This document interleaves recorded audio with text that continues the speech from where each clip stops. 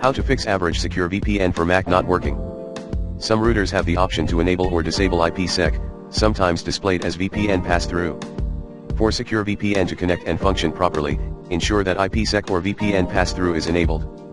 Consult your firewall vendor to check that UDP port 500 and UDP port 4500 are open on your firewall.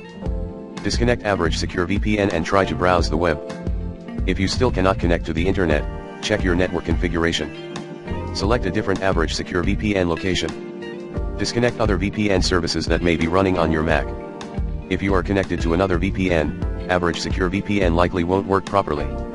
Restart your Mac and try to connect to Average Secure VPN again. Confirm that your Average Secure VPN subscription is active. Ensure the Average Secure VPN interface is open, then click Average Secure VPN in the menu bar and select Preferences, Account to verify your subscription status. If Average Secure VPN is still unable to establish a connection, try to uninstall and reinstall the software.